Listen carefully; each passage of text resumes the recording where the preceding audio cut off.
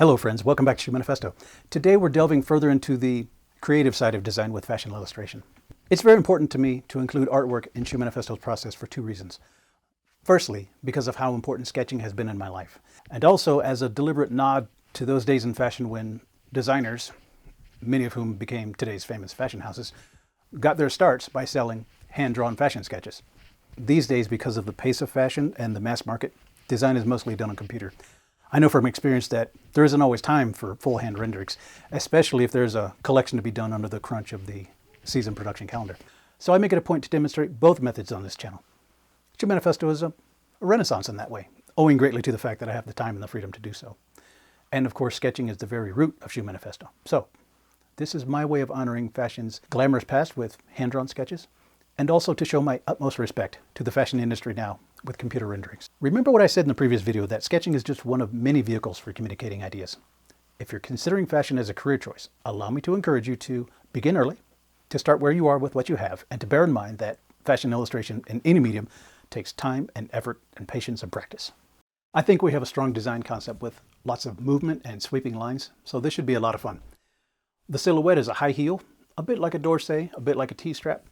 The color palette is red with gold trims, possibly some black. I'll experiment with dyeing the material and see what kind of results I get before I decide. The tools for this project are pretty simple. Drafting supplies: papers, pens, pencils, color pencils, markers, erasers, straight edge, French curves, so on. The main difference between my work here on Shoemanifesto and what is done in the industry for this step is the amount of time I'm able to dedicate to just artwork. I'm able to add loads of detail to my sketches and renderings and make them as perfect as I can.